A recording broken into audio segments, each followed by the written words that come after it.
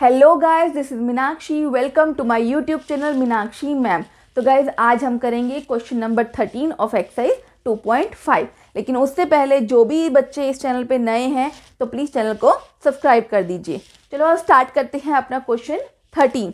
यहाँ पे मुझे क्या गिवन है, if x plus y plus z equals to 0, यानी कि x plus y plus z अगर 0 के इक्वल है तो मुझे शो करना है x cube plus y cube plus z cube is equal to 3xyz। इसको देख के हमें एक आइडेंटिटी याद आ रही है। कौन सी? X cube plus y cube plus z cube minus 3xyz is equal to x plus y plus z, और यहाँ पे क्या आएगा, x square plus y square plus z square minus x y minus y z minus z x. ये एक identity है जो हम अपने लास्ट क्वेश्चन में पढ़ के आए हैं। अब यहाँ पे ध्यान से देखो, मुझे क्या है, x plus y plus z किसके इक्वल गिवन है, 0 के। तो मैं यहाँ पे अगर 0 पुट कर दूँ जो मुझे क्वेश्चन में गिवन है, तो 0 मल्टीप्लाई बाय कुछ भी हो यहाँ पे, तो आंसर तो मेरे पास 0 ही आएगा, राइट। तो मैंने यहाँ पे ये अपनी टर्म वापिस से लिख ली है। तो 0 मल्टीप्लाई बाय समथिंग तो 0 ही होता है ना। तो यानी कि यहाँ से क्या आया, x cube plus y cube plus z cube minus 3xyz equals to 0 आ गया, 0 के इक्वल। अब इस टर्म को अगर मैं राइट साइड मूव करती हूँ तो ये क्या बन जाएगा, x cube plus y cube plus z cube is equals to 3xyz। Minus का है तो राइट साइड पे जाके प्लस का हो जाएगा, राइट। अब देखो जो प्रूव करना था वो आ गया, सिंपल। देखने में लग रहा था थोड़ा सा टफ क्वेश्चन है, बट 2 स्टेप्स में हमारा आंसर ही आ गया। तो ये हमारा आंसर आ गया है, हमने शो कर दिया जो भी हमें शो करना था। तो यहाँ पे हमारा क्वेश्चन नंबर 13 कंप्लीट होता है। यहाँ पे मुझे क्या कहा गया है, मुझसे पूछा गया है कि without actually calculating find the cubes of each of the following, यानी कि मुझे एक्चुअली कैलकुलेट नहीं करना। इसका मतलब क्या है, जैसे अब यहाँ पे मुझे क्यूब्स दे रखे हैं, तो यानी कि पहले मैं 12 का क्यूब फाइंड आउट करूँ, फिर 7 का, फिर 5 का, और फिर उनको ऐड करूँ, तो मुझे ये वाला मेथड नहीं यूज़ करना है, मुझे आइडेंटिटी का यूज़ करना है।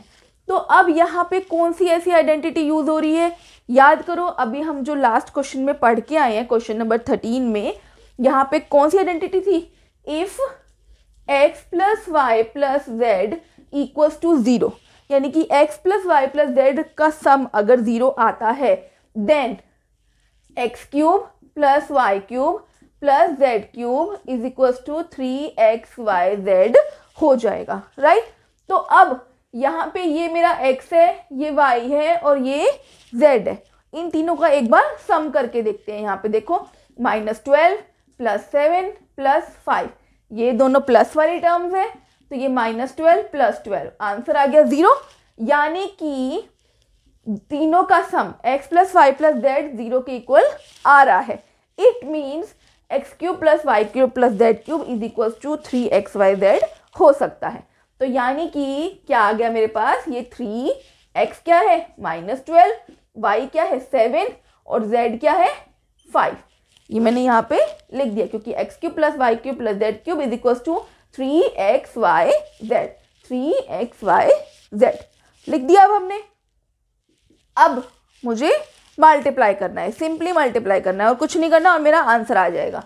ध्यान से देखो, 7 5 का क्या होता है 35, और 12 3 का 36, ये माइनस का 36 और ये प्लस का 35। अब मुझे इनको क्या करना है, मल्टीप्लाई करना है।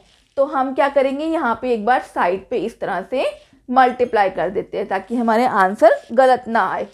6 5 का क्या होता है 30, ये 3 कैरी किया, 5 3 का 15, 15 प्लस 3 इज 18, यहाँ पे एक क्रॉस लगाया, 6 3 का 18, तो ये 1 यहाँ पे कैरी किया, 3 3 का 9 और प्लस 1 हो गया 10, तो ये बना 0। 8 प्लस 8 क्या होता है 16, ये 1 यहाँ पे कैरी किया, ये 2 बन गया और ये 1। तो यानी कि मेरे पास आंसर क्या है, 1 2 6 0, लेकिन साथ में माइनस साइन भी था, तो हम माइनस साइन भी यहाँ पे लिखेंगे। तो ये मेरा यहाँ पे आंसर आ गया। देखो कितना इजीली हमने सॉल्व कर दिया। अदरवाइज अगर हम बिना आइडेंटिटी के करते तो हम पहले इनके क्यूब फाइंड आउट करते फिर प्लस करते। डायरेक्टली हमने आइडेंटिटी यूज़ करी, इक्वल टू 0 अगर आता है इनका सम तो हम 3xyz कर सकते हैं, राइट। अब आते हैं अपने सेकेंड पार्ट पे। इसमें भी हम वही करेंगे जो हम अपने फर्स्ट पार्ट पे किया है। यहाँ पे देखो ये x है, ये y है और ये z है। अब हम इन तीनों का सम करके देखेंगे। करके देखो यहाँ पे 28 माइनस 15 माइनस 13, ये 28 ये दोनों माइनस माइनस के हैं तो प्लस हो जाएंगे। 28 आया और साथ में माइनस साइन लग गया, राइट। तो अब ये दोनों का सम बनता है 0, क्योंकि 28 माइनस 28 0 होता है। तो अब फिर से वही, if x plus y plus z equals to 0 then x cube plus y cube plus z cube is equals to 3xyz के इक्वल आएगा, राइट। तो x plus y plus z तो मेरा 0 के इक्वल आ गया है यहाँ पे, यानी कि इसका आंसर क्या हो सकता है 3x, x क्या है 28, y क्या है -15 और z क्या है -13, राइट। अब हमने इसको मल्टीप्लाई करना है। देखो थोड़े से बड़े बड़े नंबर हैं तो कैलकुलेशन करने में थोड़ी प्रॉब्लम आ सकती है, बट हम इसको बहुत प्रिसाइजली करेंगे, आराम से करेंगे, जिससे हमारा आंसर बिल्कुल करेक्ट आए। स्टेप बाय स्टेप मूव करेंगे, ध्यान से देखना। यहाँ पे देखो ये 15 और 3 आ रहा है, तो मैं पहले 15 3 कर लेती हूँ। 15 3 क्या होता है 45, तो मैं यहाँ पे 45 लिख देती हूँ। माइनस साइन साथ में लगेगा, ये 28 और ये -13।